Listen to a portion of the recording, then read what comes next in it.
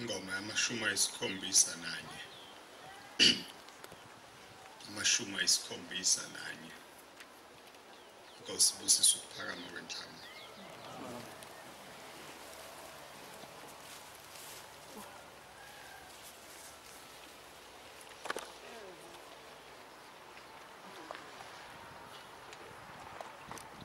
Nkosi yami ubungithanda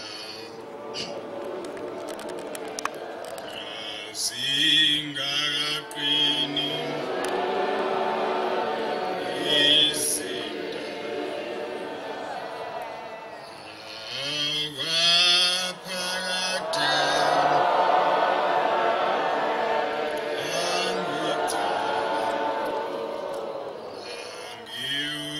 angiyuqala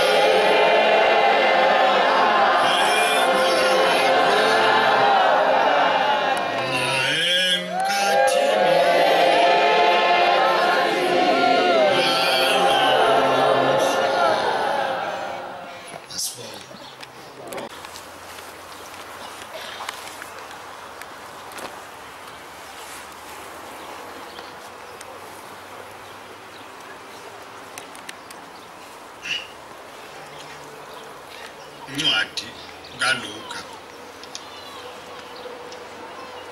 incwadi kaLuka isahluko seshumi nesishiyagalombili ishumi nesishiyagalombili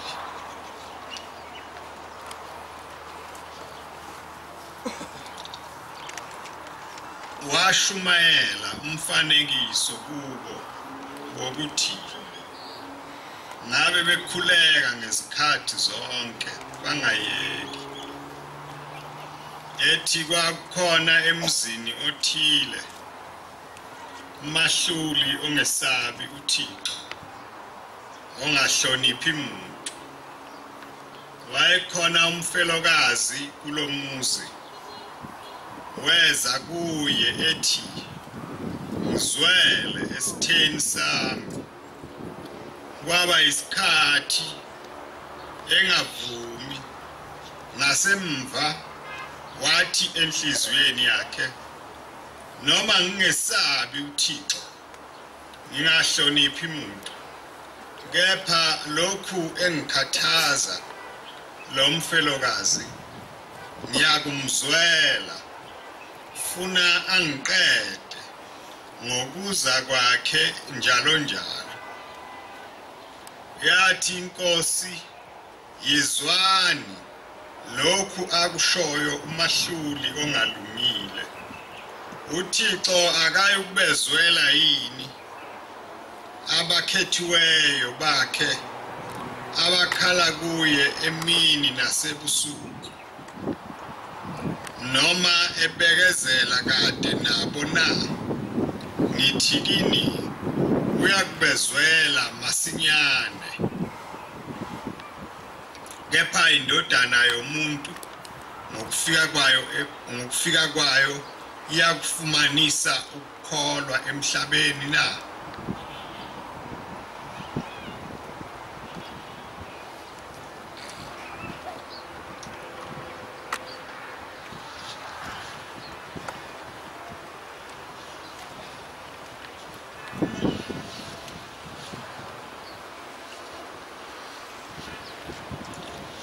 njengoba nilapha nje ningabantwana abakhethiwe uNkulunkulu wasebenza yena ehambe enfuna kuzo zonke izindawo eziningi ezehlukene ezincane nezinkulu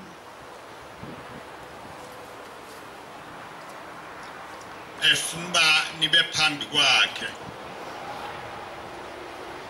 ni mdumise niphathe igama lakhe nibabaze konke akwenzayo emhlabeni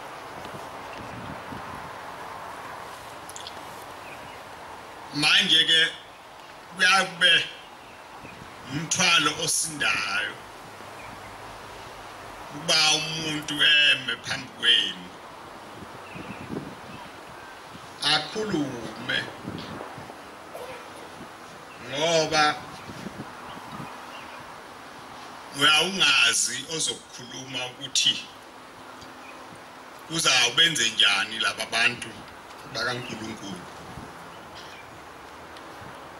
noma kuzawubaphatha kahle noma kuyawubacunula noma kuzawubakhathaza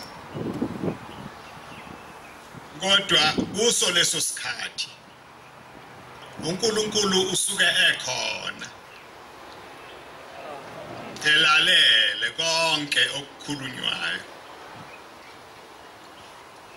manje ke mhlawumbe kungcono ukucunula abantu ngonokuba ucunule uNkulunkulu ukhulume into uNkulunkulu angayithandi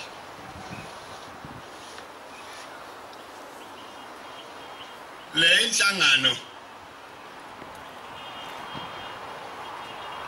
inhlangano yokukhumbula ubaba mkhulu ukuthi ngalezi insuku wayesehambile emhlabeni. Kodwa ebesihlangene ngako besibabaza imisebenzi uNkulunkulu ayenzile ngokufika kwakhe kulelizwe ehamba ngezwi likaNkulunkulu ehla enyuka ubusuku nemini engenayo nendawo kodwa konke kungamkhathazi ephikelele kuphela ukuba asithole sonke njengoba silapha nje ngabanye sivume ukuza phambi kaNkulunkulu sizomkhonza.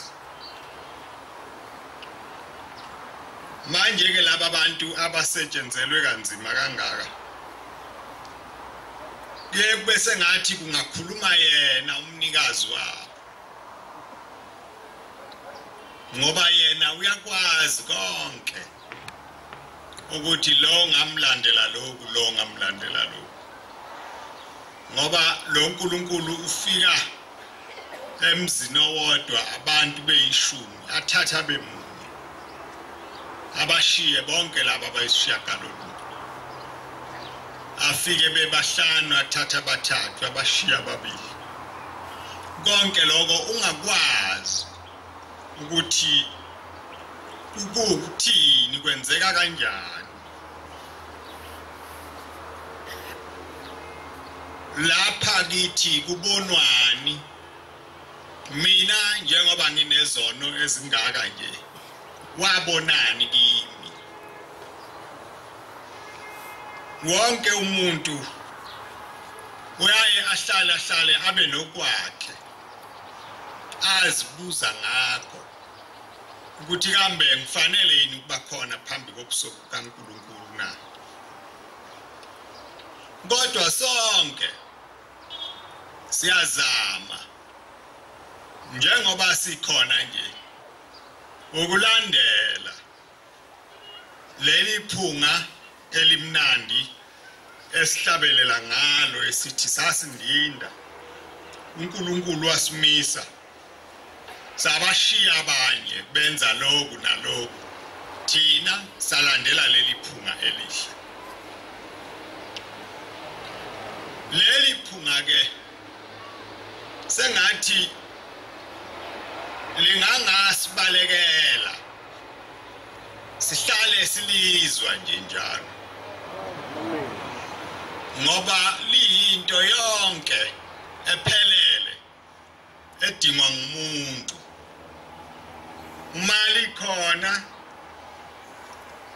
okuningi kwalapha emhlabeni akuze kungakuhlupha ndawo. Le incwadi engifundile ikhuluma ngomfelokazi owayehluphekile ephucwa umfowabo wendoda yakhe ifa lomntana wakhe ebona ukuthi leli fa liyinto yonke kulomntwana wakhe amkhulisayo. Manje athi mayicabanga angaboni ukuthi impilo iyawuba khona kanjani uma kungekho konke lokho. Kuthiwa ke kwakukhona umahluli kule ndawo owayephethe zonke izindaba zabantu efana nenkosi enamandla kakhulu engaphikiswa muntu. Le inkosikazi ke ivama ukuya njalo kulo muntu onolaka kuthiwa inolaka lo muntu enonya engazweli muntu engahloniphi engamazi noNkulunkulu engenasikhathi salokho. Kodwa le nkosikazi yalokiya ithi ngizwele esitheni sami ayixoshe ibuye iphindele ithi ngizwele esitheni sami akhulume onke amagama amabi nanesihluku nayenza umuntu adikibale abone ukuthi lokhu kuhamba engikuhambayo akukho kodwa akudlule insukwana abuye avuka aphindele khona athi ngizwele esitheni sami uthi ke uKristu wahamba isikhathi kunjalo lenkosikazi ingakhathali ukuya kulomuntu ononya onolaka ibuye nesihluku esingafani nesayizolo ilale insukana ivuke ibuyele khona ibuye nokunye okuhlungu ilale insukana ivuke iye khona wayeseyacabanga lo muntu oyinkosi eyedwa ukuthi hawu lo muntu akafani nabanye abantu yena akakhathali noma ngimxosha noma ngimhlukumeza noma ngimethuka akayeki ukuza lapha azongikhalela uthi ke manje sengingenwa uvalo sengiyesaba funa angiqede lo muntu ngizawugcina sengehlelwa into embi ngoba akafani nabanye ngibe sabise kanye umuntu angaphinda kuye yena cha akanjani uyabuya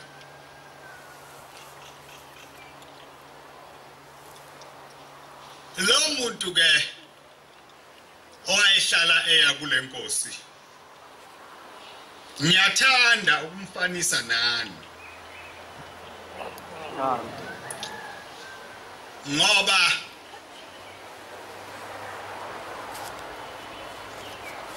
nani niloku nibakhona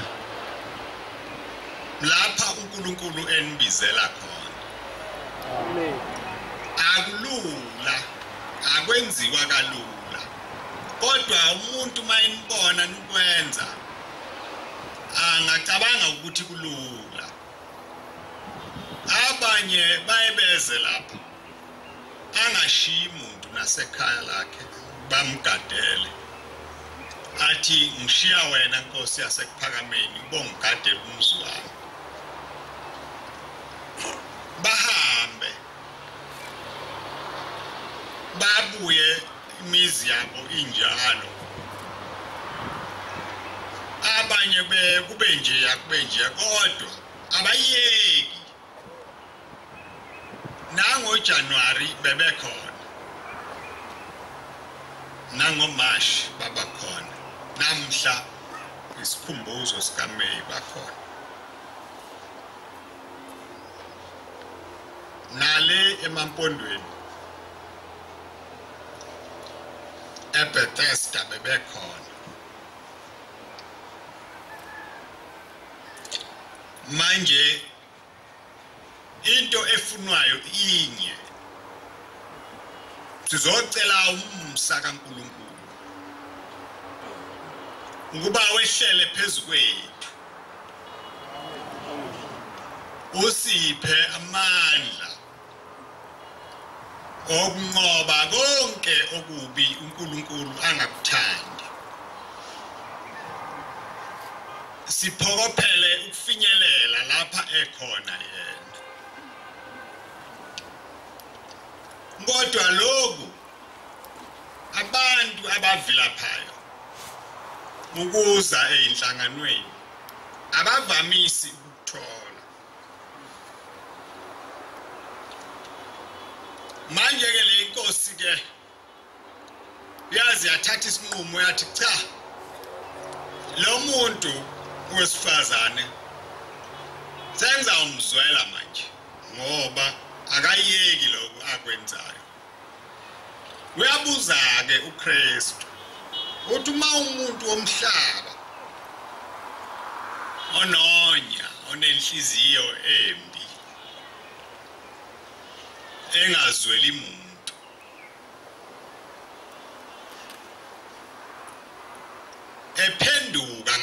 wathi kuye athambe ezwe sekukhona into emthambisayo athi cha ngizawumenzela okuhle lo muntu okhalayo kimi zonke insuku uthi mayenjalo umuntu womhlaba uNkulunkulu angebezwele ngani abathandiweyo bakhe nabo ngoba sonke njengoba silapha nje sinesiqiniseko sokuthi uNkulunkulu wasidala esithanda nanje ngoba silapha phambi kwakhe nje ingenxa yothando lwakhe uthando lwakhe alupheli lolu thando lokuthi sibe lapha akusilo olwethu ezethu intando ziyasikhipha zisiyisa kwezinye izindawo lapha kungakhulunywa khona indaba kaNkulunkulu lapha kukhulunywa khona indaba enye embi engenambuyiselo ngoba njoba silana nje sizokhonza sikhonzela imphefumulo yethu ukuba ilotshwe encwadini yokuphila uthi nangamhla sihambayo emhlabeni amagama ethu afunywanwe kulomzi esiyakuwo lo mzi ushembe asithembisa wona athi ukhazimula ngaphezulu kwelanga nenyanga sibe nayo indawo sithi masifika kuwo imphefumulo yethu ithole ukuphumula manje ke lapha emhlabeni akusetshenzwa lokho kusetshenzwa indaba yokuthi siye ekukhaleni nasekugedleni kwamazinyo siye endaweni embi mhlawumbe siye ejele mhlawumbe siye edakeni olubandayo noma kuyiwe esihogweni makusetshenzwa leyo nto ke kuba mnandi kakhulu ungaboni ukuthi laba abantu abayikhathaza ngendaba yokuphila kwezwe elizayo baxakwe yini ngoba naku nanaku kumnandi lapha emhlabeni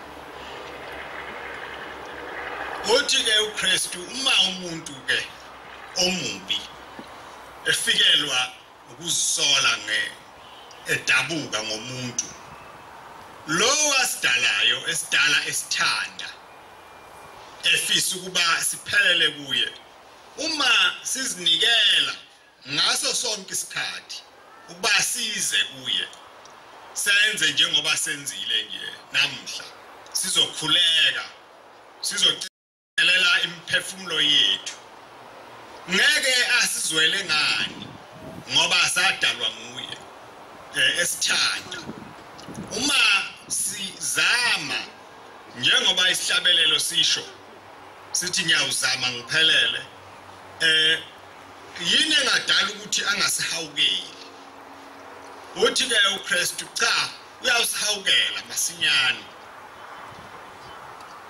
nami ke ngisho njalo kini ngithi lokhu kuhamba kwenu ningakwedeleli ningakwenzi kube kuncane kunezinye izinto enizenzayo ngoba kukhulu indaba enihamba ngayo inkulu kakhulu lapha kulomhlaba esiphila kuwo ayikabibikho indaba esafana nendaba kaShembe esike yavela lapha yiyo yodwa nje indaba enkulu ngithi ke uNkulunkulu owanibizayo ningayeki ukuya kuye ngoba asinalo elinye ithemba ngaphandle kwakhe imvama yethu njoba silana nje singofakazi bezinto ezinkulu nezincane nje azenzile phambi kobuso bethu abaningi bethu nayo lenkolo babengayithandi bengenamsebenzi nayo benezinto ezinhle nezinjani abayithandayo kodwa uNkulunkulu wabadonsa mhlawumbe ngezinhluphekwana nje ezincane athi umuntu mayefika lapha afike abone sekuncipha lokuhlupheka sekuphela bese kufika emoyeni wakhe ukuthi cha nami ngiyathanda ukuba ingane yalomndeni omkhulu wasezulwini nami uma ngihlezi lapha ngizwa ngifudumele ngiphephile izinto eziningi ezehlela abantu zingeze zangehlela uma ngihleli ngaphansi kwalomthunzi bona ke sebekhona lapha sebekholwa sebengamaNazaretha kodwa ke isitha sethu njengoba ngihlale ngisho sihleli phambi komnyango njengoba silapha nje sisendlini siphephile kodwa usathane umi lapha ngaphandle ulindele basiphume lapha abese ngena ngaphakathi kwethu asibuze ukuthi utholeni abe bengayile nje sabatheni ubedlula ngani wena ayithenge inhliziyo yethu uba sihlubuke singanamatheli kuloku ebesikuko abanye ke basaphumelela ukwenqaba ilokhu ke okusihlanganisile namhla uba sicela amandla ukuba omubi angaphumeleli ukusizuza asenze abakhe uthi ke uKristu ke uma siyanjalo kuNkulunkulu ngezikhathi zonke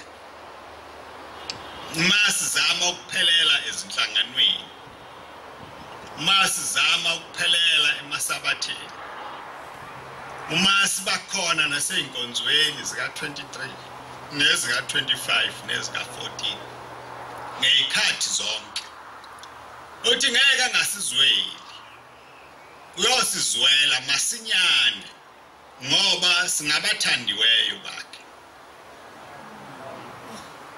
noma ninezinto ezinihluphayo noma izinsizana nje eziyaye zehlele bonke abantu uma ningabantwana abahleli ethembeni abahlupheka kodwa bengaphansi kwethemba likaShembe ngeke nibe nalutho ngoba uShembe uyakwazi konke ukuhlupheka kwethu uyasibona yonke indawo nalapha sihamba khona insizwe zethu zaziwa nguye kodwa futhi singayeki ukumbikela ukuthi Nkosi ngihluphekile ngoba selokafika abantu abaningi babuyelwa amathemba efike sebehlulekile abantu abaningi abahlakaniphile balapha emhlabeni okuthiwa behlulwa lutho wafike wazenza izinto okwakuthiwa azenzeki njengoba isihlabelelo senu sithi bavuseni abalele uShembe ukwenzile lokho wabavusa abagulayo obese kuthiwa akusenakwenziwa lutho ngabo usehlulile lo muntu wehlule abelungu wehlula nezinyanga uShembe afike ngezwi likaNkulunkulu aphakamise izandla phezukwakhe umuntu aphile ngiyayikhuluma ngendoda yalapha kwaBhoda yakwamnqayi igama lakhe lomuntu wakunguJakobe wathi mayefika uShembe wafica indodana yakhe igula kakhulu sekuyinto efana nento ebolile siyabekwa lapha kungasenziwa lutho ngayo kulindelwe ukuthi umphefumulo uzawuphuma nini maye sefikile ke uShembe ithi le ndoda hawu ngihleli ngedwa nje lo mfana kadagula ngilindele nje usuku lokuthi afa manje nje ukuhamba ngezwi likaNkuluNkulu nje ngamthandazela yini uthi ngamthandazela uthi uyabona ke uma umthandazelile umntana wami waphila kuyawuba ngowakho ngiyakupha yena kusekubuye kube ngowami wayesethi baba mkhulu ngipha amanzi yayisimnika le ndoda amanzi wayese ewageza lamathambo wathi akamphe namafutha wamgcoba neingubo ezihlanzekile wamgqokisa wayesemshiya esehamba kwedlula isikhathi uthe nje baba mkhulu esekuphakameni kwase kufika indoda ihamba nomfana nje uyibhungwana wayesethi cha ngize kuwe khuluma ke uthini na cha ngilethe nangu umntanakho lo mntwana owadlula wamthandazela waphila emva kwakho manje ngenza isifungo nawe noNkulunkulu sokuthi uma ephila lo mntwana ngiyawunika yena abe ngowakho loke umfundisi umnqayi okuhlale kukhulunywa ngaye wasekuphakameni wafika kanjalo ekuphakameni yaye ithi ke inkosi mayikhuluma ngayo ithi wayifana namazibulo kaShembe wafika ke lo mfana wahlala la ekuphakameni wakhulela khona abaningi ke bethu abakhona lapha banezindaba ezinjalo kodwa ngithi kini akuphelanga akuthanga makuphela lokuhlupheka kwasemhlabeni kwase kuyaphela ukukholwa kwenu akubokhula njalo kungabhashi kungemi futhi kube into ekhulayo ngesikhathi sonke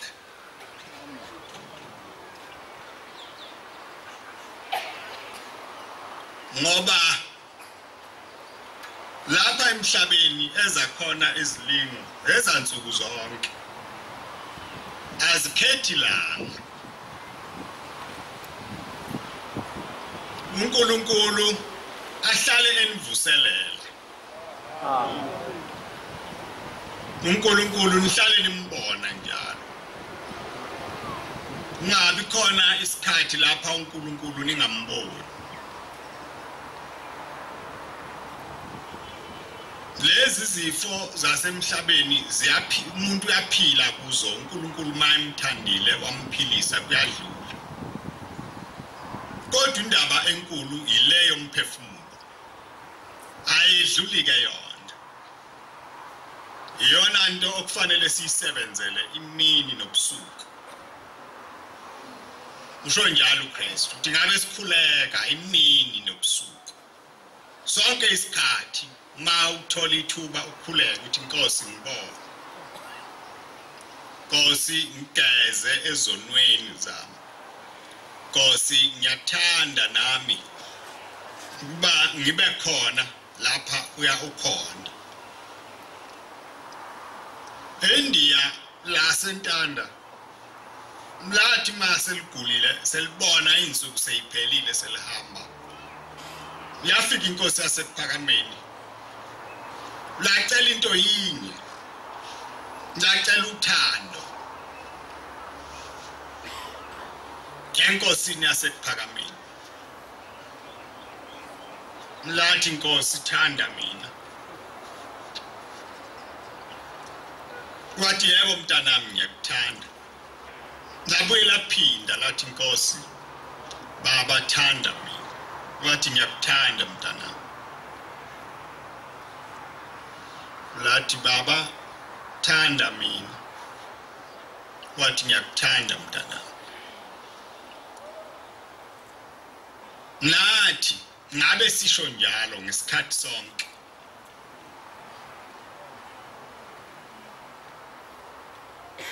Ngoba ilanga alaziwa.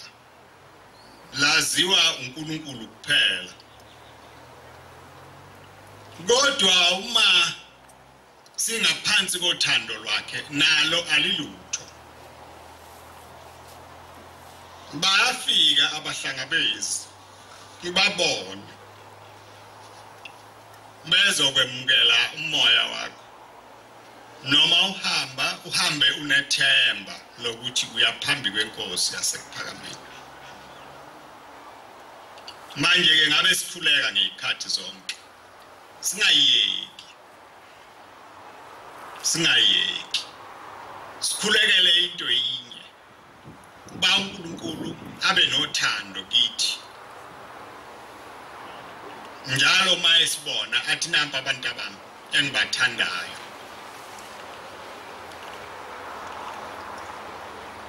Kuningi ebenikwenza njengoba benisemhlanganweni nje. Kusetshenziwe bathandazwa. Kwashunyayelwa, kwasinwa. Lezo zinto uNkulunkulu akazikhohliwe. Uzibonile sizenza. Uyaloba yena lapha eloba khona imisebenzi yabantu abamkhonzayo. Kodwa ngaphezulu kwako lokho kufanele sikhulekele ukuthandwa inkosi yasekuphakameni. Ngoba akukho kwedlula lokho. Akukho kwedlula lokho kuba uNkulunkulu asithande.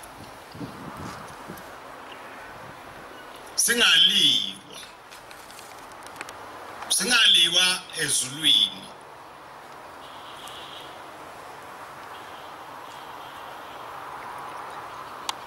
Sikuthandazele konke okusembethe nokusihaqile. Ngoba okunye siyayisithi izono ezincane kanti phambi kaNkulunkulu zinkulu. Mhlawumbe uthi awakulutho lokho kanti phambi kaNkulunkulu. uMosi wasebenza kakhulu phambi kaNkulunkulu. Esebenzela into yinye. Ukuyawungenisa abantwana bakaNkulunkulu eKenani.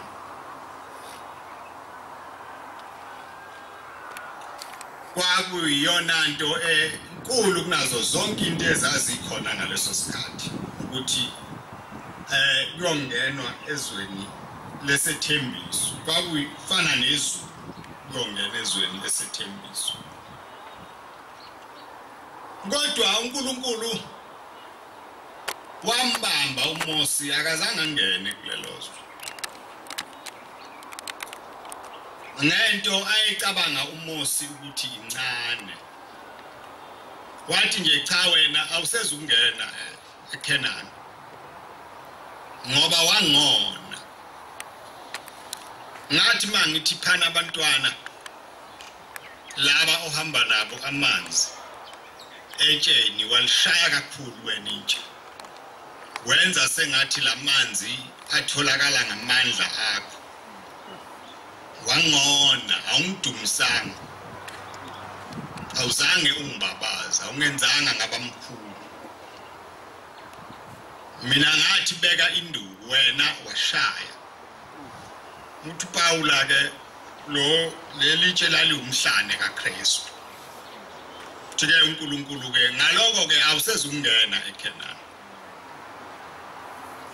Iloko ke engikushoyo kini ukuthi singazithetheleli. Singasho ukuthi lokhu kuncane. Konke uma ukukhumbula ubocela intethelelo uNkulunkulu. Thandaze ucele enkosini baba ngithethelele ngonile. Ngenze lokhu nalokhu. ngoba uzawuthi into incane kanti lapha siyakhona iyona uzawubanjwa ngayo.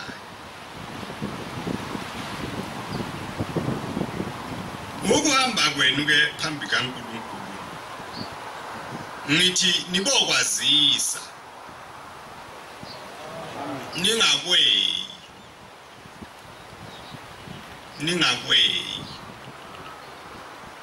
ngoba lezi zinto nazifundiswa nguShembe. Shembe yonke into anifundisa yona wayithola ezulwini. Akukho okungokomuntu. Asizange sibe khona isigungu samadoda noma amabili noma amathathu noma isihlanu noma ayishumi lapha kwakuthathwa khona inqumo ukuthi Shembenza lo cha wakwenza ngokwasezulwini. Manje ke singakunciphisi sikufanise nezinto eziningi ezikhona ezilapha emhlabeni. Uma sikwenze sicabange yena. Singacabangi thina, cabange omunye noma umngani wakho noma umhlobo wakho. Ukwenze ucabange uShembe. Inkosi yasekuphakameni yayihamba kanje. Nami njengoba ngihamba nje ngiyazama ukulingisa yona. Ukubuse lokho kube ngaphakathi kuwe. Busu uyazicelela ukuthi Nkosi ukuhamba kwami kubusisi. Lolu hambo lwami akungabi ngolwami, ngakube ngolwakho. Ningenzi izinto zikaNkulunkulu ngokwenu kwasemhlabeni.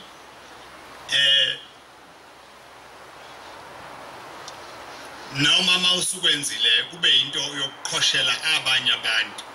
Sengathi usuke uzenzela wena o into yakho. Cha. Bokwenza wazi ukuthi uNkulunkulu makangibone. Mawukwenza ubeke umthandazo wakho phambili. Nkosi ngibone. Lokuhamba engikuhambayo lokukhonza ebengizokukhonza lapha kuwe. Ubone.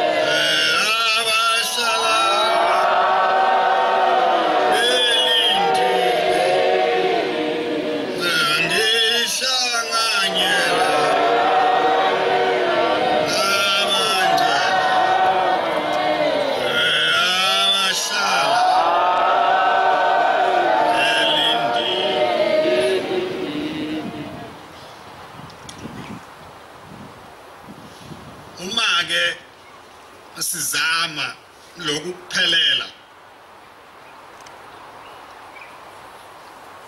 uNkulunkulu sengathi angangena kithi sonke bangabi khona phakathi kwethu abantu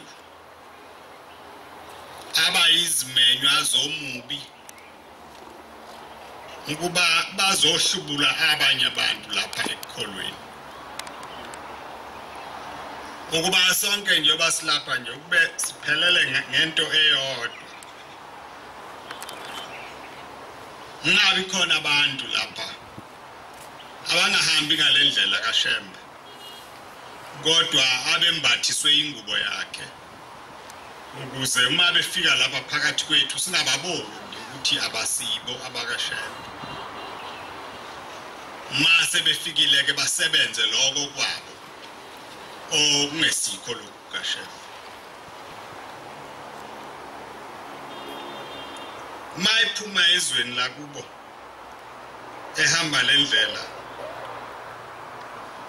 kwaba khona amadoda amsongelayo athi njengoba uhamba wedwa nje thina sibathathu uyawuthi mawuthi abantu abasukume sithi abahlale phansi mawuthi abayayele sibakhombe kwenye indawo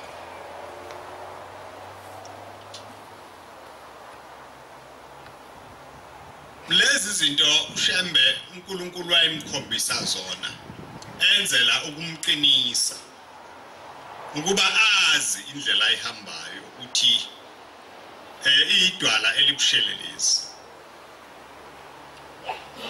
ngoba awuye ungamboni umuntu komunye uzumthande umfake enhlizweni yakho kanti akezile lapha ngakho konke lokhu esimenyelwe kona uze ngezinto zakhe yedwa abanye ke abantu bayalahleka uhamba khohle ukuthi wafika ehamba yedwa lapha abese banabantu nabangani nobani abamfundisa lokhu nalokhu agcine sephambukile endleleni kaNkulunkulu ngani na ngoba inhliziyo yakhe isigcwele lo muntu ayisakwazi ukucabanga izinto zikaNkulunkulu lezi zinto ke ngisikhulumela into yinye ukuthi besihlangene lapha sikhonza ukukhonza kwethu uNkulunkulu ukubonile wayesethini ngako tema ikubona khonza kwethu uNkulunkulu wathini ngako umthokozisile yini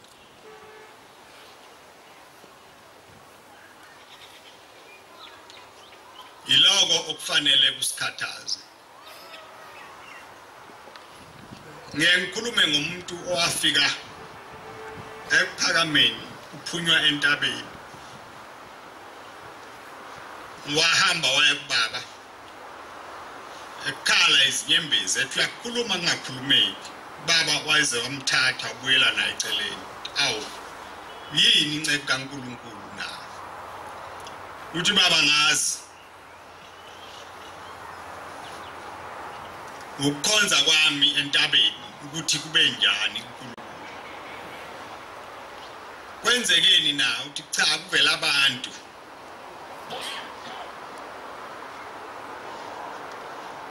bazonisa izingane zami abangayihambisa ngendlela kaShembe manje ke khonza kwami angazi ukuthi uNkulunkulu ukubeke iphi ngoba sonke nje basikhona nje uma sikhonza siyayisifise sengathi uNkulunkulu angakuloba ukuhamba kwethu phambi kwakhe kube kuhle kube nezithelo kuloko kuphila kwethu kwasezweni elizayo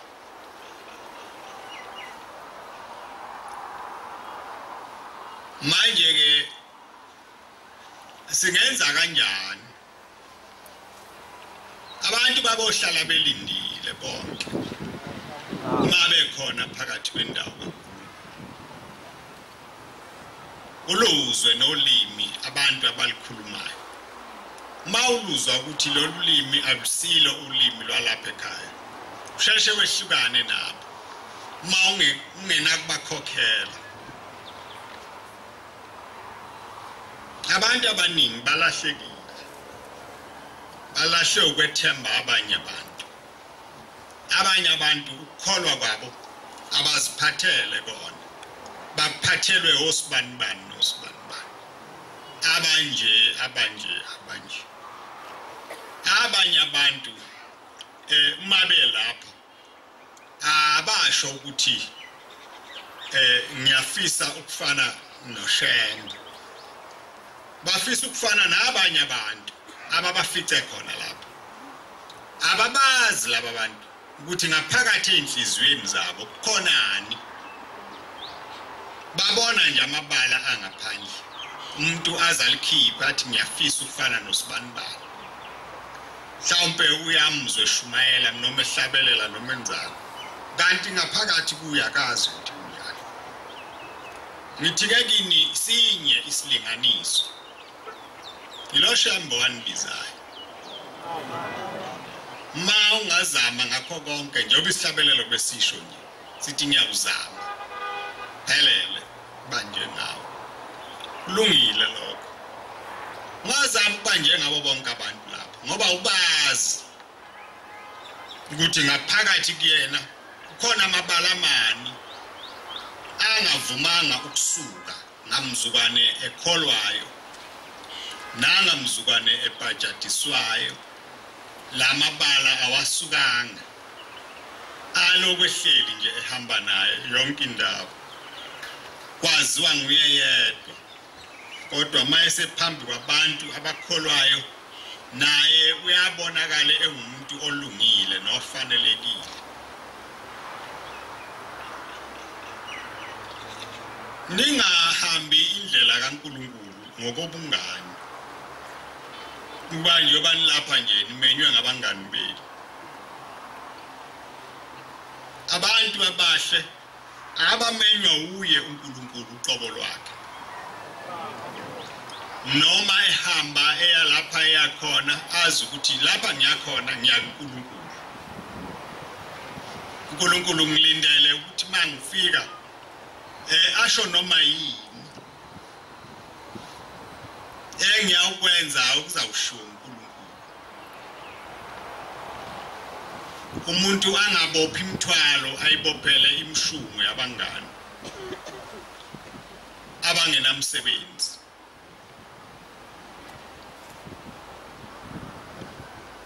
ukuhamba kwethu kuhle uma umuntu ekubuka kodwa kuhle kakhulu uma ubona uNkulunkulu kuhle kakhulu uma kubona uNkulunkulu ngoba akekho phakathi kwethu onesibusiso isibusiso sinye siyawuqhamuka kuNkulunkulu uthi ngiyabonga abantu abami hlangano ebenumhlangene bewufanelekile bekuyiwo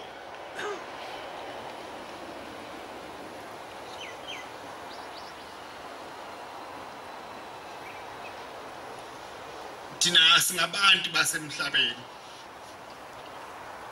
mhlawumbe ubuhle esibubonayo uNkulunkulu akaboni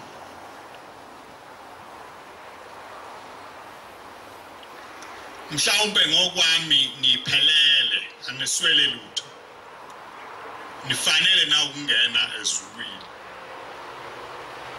kodwa leli zulu elikabani umnikazi walo yena ubonani uyabona yini lobuhle obubonwa yini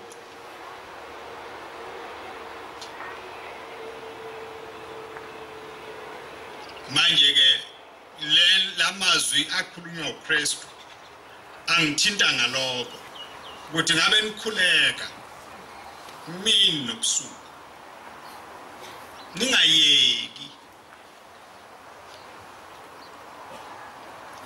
ningayeki ukukhuleka ngoba ilanga lentethelelo alaziwa umuntu laziwa uNkulunkulu ilanga lapha ezawuthi kuwe khona mntanami zonke izono zakho ngiyayisusa kuwe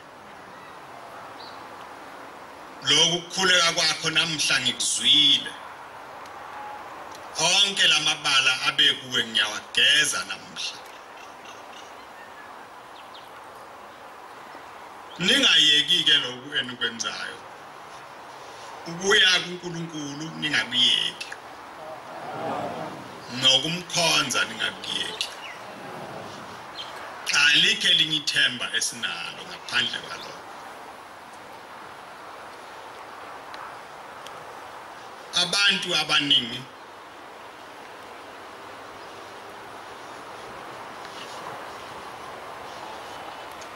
abafinyeleli kuNkulunkulu ngenxa yokwejwayela nakho kwejwayela kuyisono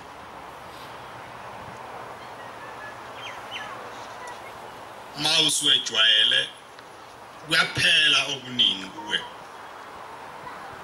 ivuso lokwesaba uNkulunkulu liyaphela nibokuthandazela nako lokho ukuthi uNkulunkulu anigcine ningabantu abayesabayo imithetho yakhe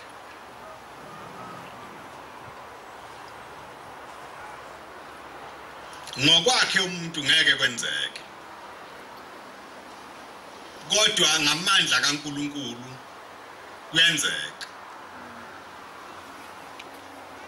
abantu abakhulekayo imini nobusuku bakhulekele ukuthi uNkulunkulu abaphe amandla okwehlukana nesono bayakwazi lokho ukuthi uyehlukana nento kuphambanisa noNkulunkulu ngamandla kaNkulunkulu hayi awakho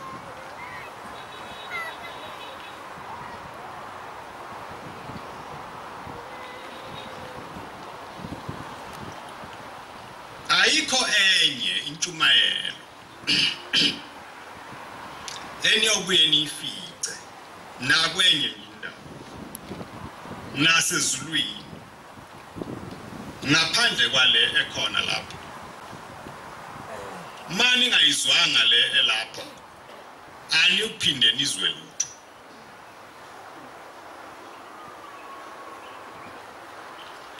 ani ubuye nizwe lutho ngikhulume ngomzekeliso wakhe uKristu womuntu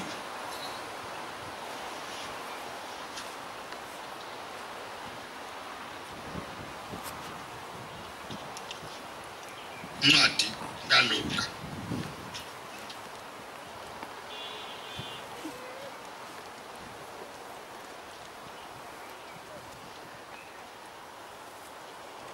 isahluko seshumi nesithupha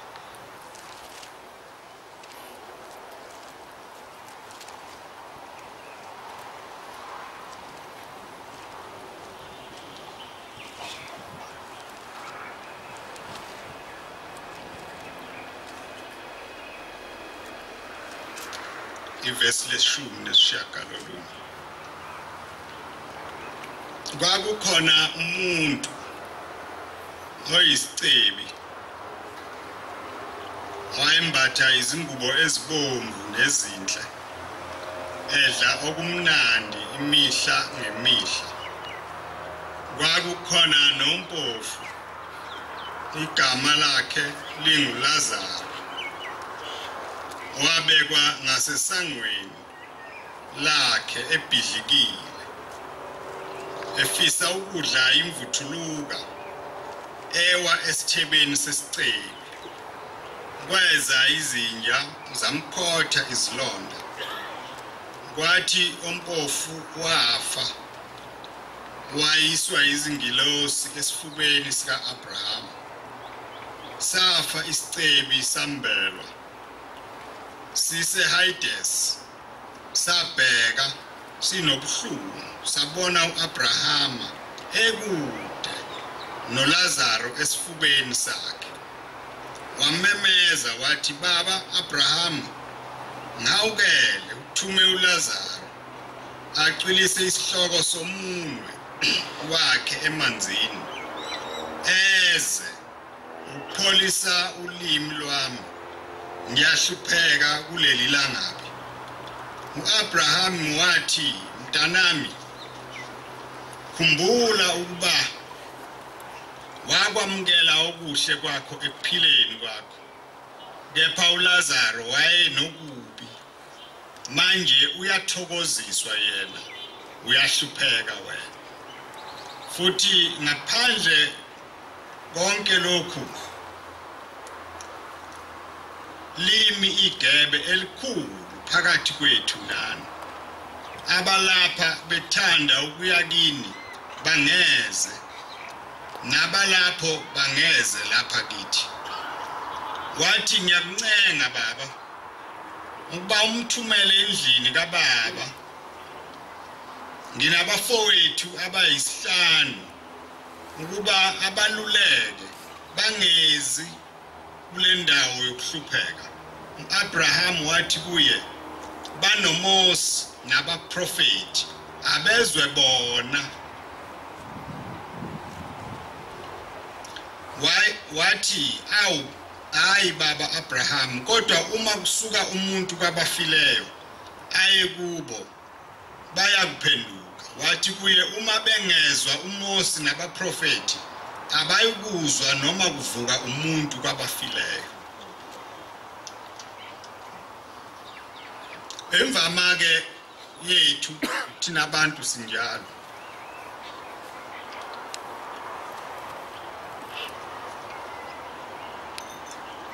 Bese ngathi khona okusazoqhamuka. Ungaqhamuka khona ke iyobe seyiyaphelela lento. Yona ngiyayibona icishe ibe yiyo. Kodwa awu nami nje ukube sengake ngakubona ezulwini ngabe ngiyakholwa. Noma ukuba sengake ngayibona nje ingilosi ngabe ngiyakholwa. Kwabanye abantu inkolo le iyihlaya, manje ecabanga ukwenza into ehlekisayo uyacabanga inkolo. Yona into akwazi ukwenza ngayo amahlaya kalula. Le ndoda ke ikhalela abafowabo ithi cha abangezi lapha ekhona yena ngoba kubuhlungu semlilweni. Yayingenandaba noNkulunkulu isesemhlabeni, ngoba yayingaswele lutho, yayingadingi lutho, yayinakho konke. Lo owayehlupheka ehlala esangweni lomzwayo lendoda elindele ukuba athole imvuthuluka ewa etafuleni, wafika ngale wathokoziswa, wabekwa esifubeni sika-Abraham, wahlangatshezwa izingilosi.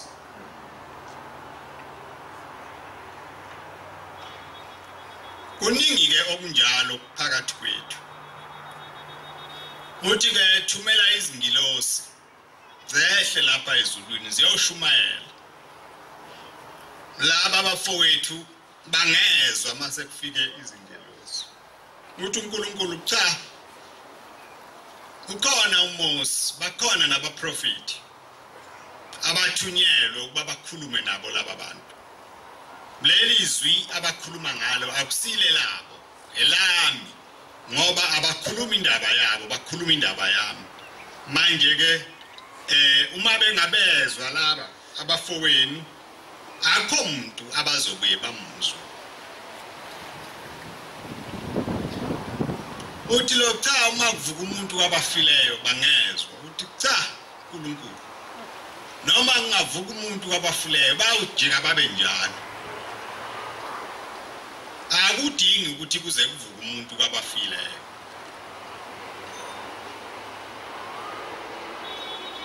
Bakhona ke nabantu abayibathi hayi ngisakubonile lokho engisakubonile, kodwa hayi akukeneli. Mzukwane kwenzeka lokhu nalokhu.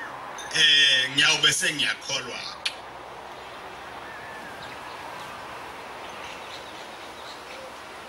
isikhathi sethu sokuba khona lapha emhlabeni akusise sethu abantu bahlakaniphe kangaka nje akekho wazi ukuthi uyahamba nini emhlabeni nokuthi uyahamba kanjani akazi kodwa mayikhuluma uyayathi ayikho into yena angayazi nabantu abamlalele bamvumela impela cha ayikho into angayazi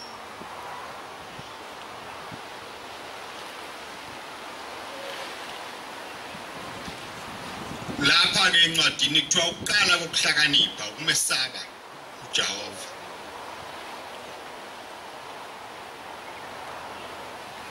uNkulunkulu mawumesaba ngeke ungalesaba izwi lakhe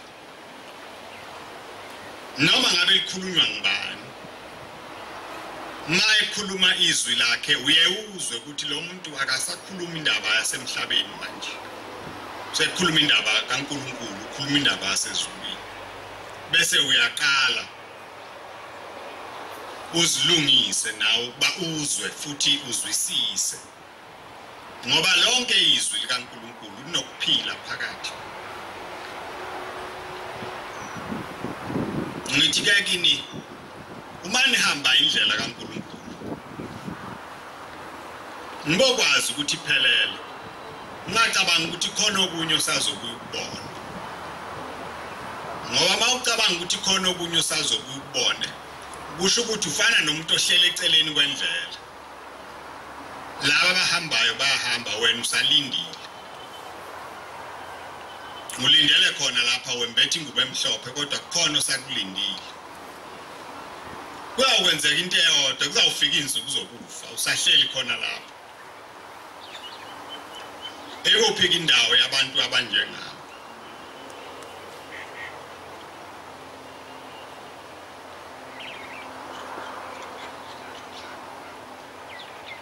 lokukholwa esinako akungabi ngokwethu akube ngokukaNkulunkulu sikholwe ngokwakhe ukuze singenzi lutho okungolwethu entweni yakhe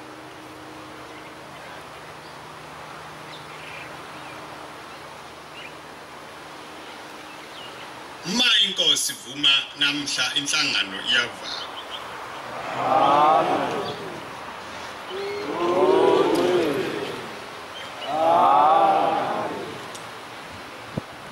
abantu ke bangahambi bodwa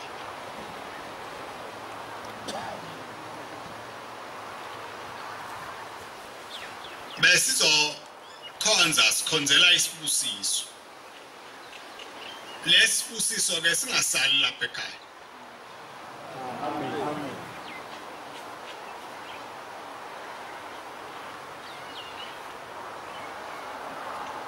abantu babonakale ukuthi baphuma kuNkulunkulu noNkulunkulu abonakale kubo angathi uNkulunkulu mayefuna ukuziveza phakathi kwethu angaboni ukuthi uzoyiveza ngobani ngoba sonke asilungile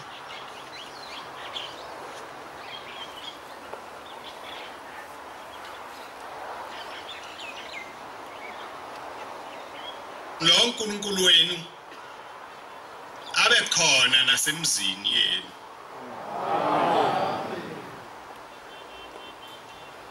asebenze konke lokhu akusebenzayo zonke izinsuku noma kuvela imikhuhlane abantu mabebiza igama lenkosi yasePhakameni baphile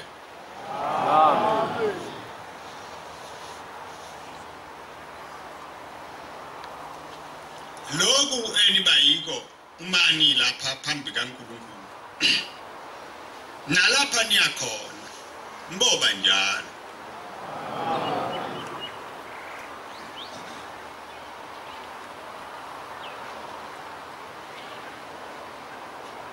uma lokuhamba kwenu kwehlukile kunezinye izinto anifaneleke nani ukufana nabo bonke abantu kufanele ukuba nehluke nehluke ngobuhle angikhulumi ngobula akusho ukuthi uma umNazaretha kufanele udlale bonke abantu ngikhuluma ngokulunga kulunga kwasezulwini umuntu azi ukuthi mina ngumntwana ohlambulukile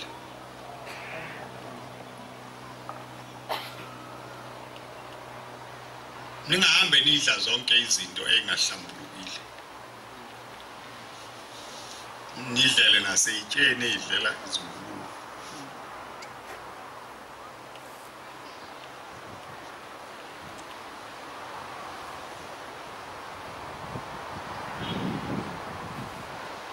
ningakhohliswa umuntu Amen.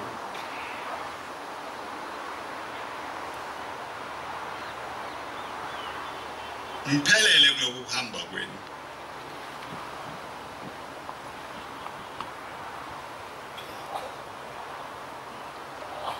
ziningi izinto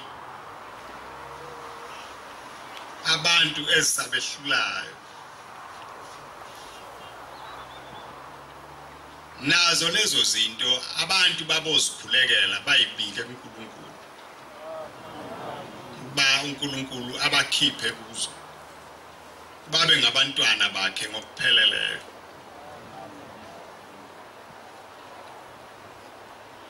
izibusiso lezi ebenizisebenzela uNkulunkulu anemukelise zona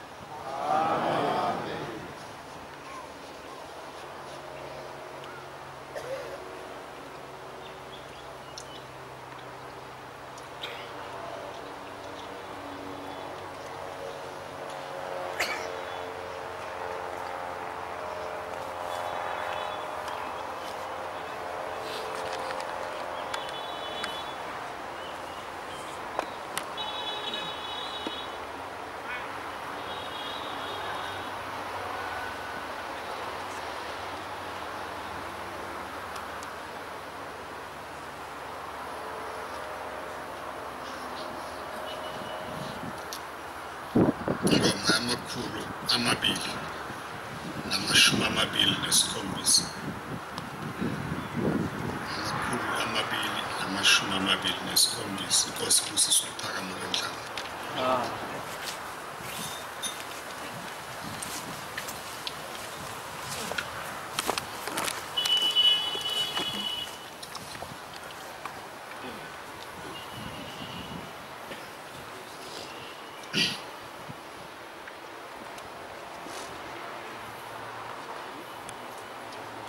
Nkosi Baba yakuthanda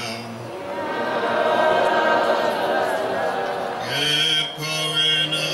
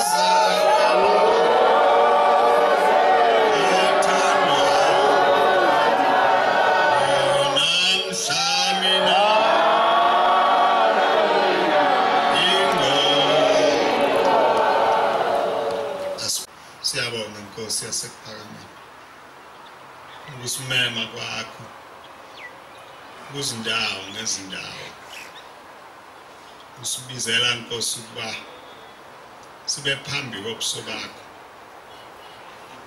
sikhonze Nkosi sikudumise ngakho konke okusibizela kona.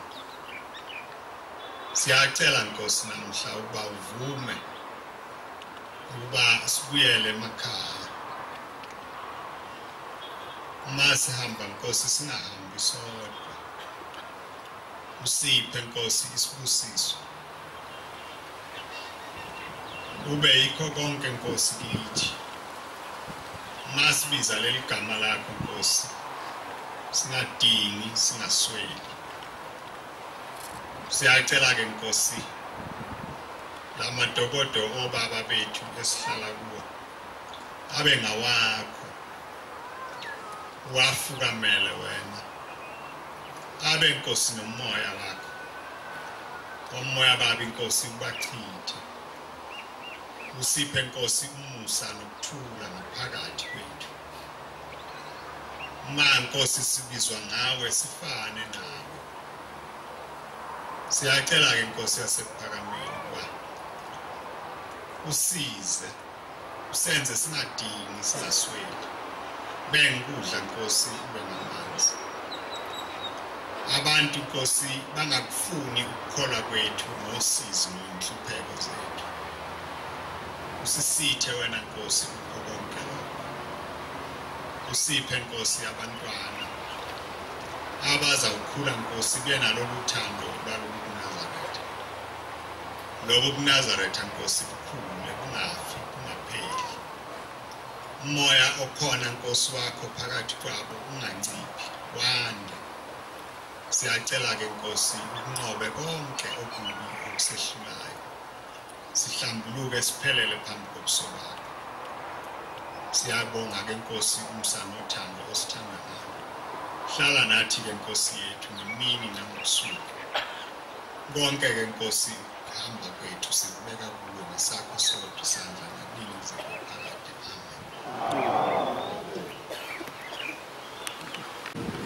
namhla Nkosi mayivuma inhlangano iyamvala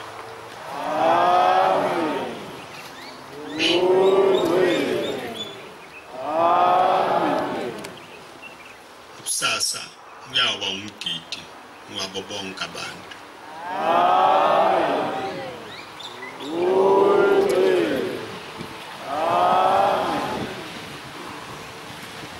ngiyabonga kakhulu uNkulunkulu ukusumema miningi imisebenzi esiyenzile phakathi komuzi siyacela ke kodwa ukuba uNkulunkulu asithethelele lo mhlangano asiwuhlalanga kahle ngenxa yokuthi besivame eThekwini lapha enkantolo kuningi ke abekufanele ngabe besikwenza phakathi komuzi lesingakwenzanga siyacela ke uNkulunkulu wasephakameni asithethelele kulawo maphutha esiwenzile amen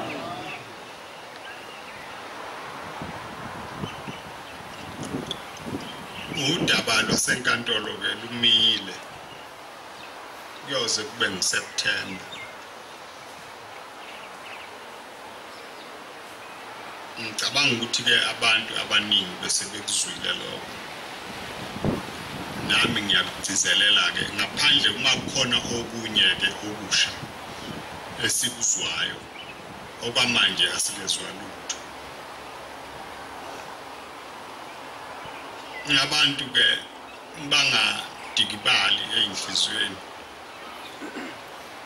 ngoba okukhulu esihlangene ngako ukukhonza uNkulunkulu amen iyona nto okufanele isikhathaze uma sesivinjwa ukuba sikhonze uNkulunkulu siyaqala sihlupheke kodwa njengoba sisakwazi ukuhlangana sikhonze uNkulunkulu kulungile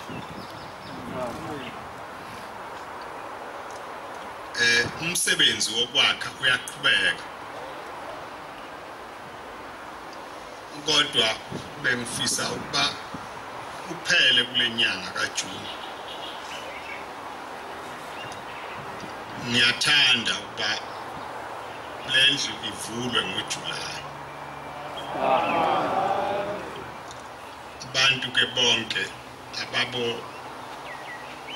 uzinikela bazimisele ukuba ngoJulayi ivulwe indlu yezitsha kodwa konke okwenzekayo ngiyabonga uNkulunkulu unesandla esikhulu kakhulu ukona izolo bekufika abantu lapha bezongibona abangayembathi ingubo emhlophe bafike babuka kwakhiwa lapha namhlanje balethe usimende omningi kakhulu mangaka amasaka balethi 40 amasaka bathi bakha indlu kaNkulunkulu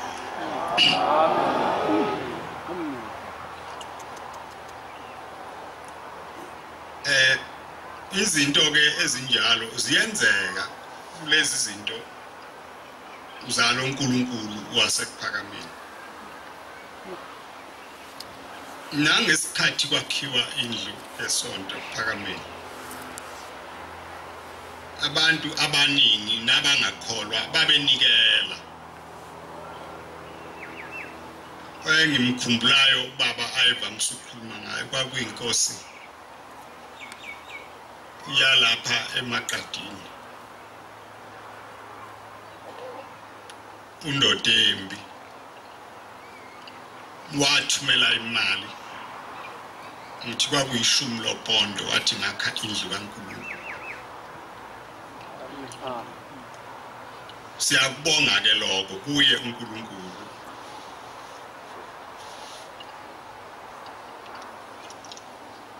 lokhu kwenza kweni okukaNkulunkulu kuyawubonga uye nasesizukulwaneni senu uNkulunkulu uyawubonga akusifanele thina abantu ngomthwalo esiwuthwele wezinto ezisikhathazayo kodwa ke uNkulunkulu wenzile bezenzela yena akanakwehluleka ke ngoba lo uNkulunkulu esimkhonzayo unamandla aphelele ngingakhohlwa ukuthi uNkulunkulu waba noShembe uShembe ehamba yedwa engenamuntu kwaze kwaba khona nina uNkulunkulu ngaloko wayekhombisa ukukhulu kwakhe ngiyabonga ke ningazenyezi ningakunciphisi nokwenza kwenu nikubeke uNkulunkulu ukuthi uNkulunkulu anibone ngakho amen inhlangano kaJune uyongena ngomhla ka1 eVulindlela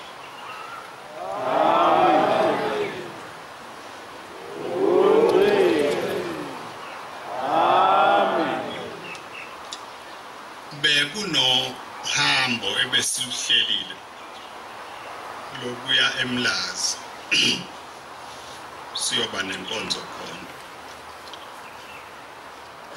mhlawumbe siyawubona leli sonto elinganeno kaJulayi sisazo ke sikubonisane lokho kukhona uhambo oluqhamuke esikhaleni lwaseluma endaweni yalenkonzo kodwa ke yona izobuye ihlelwe ibe khona siyoyimemezela mase sivumelene ngesikhathi neinsuku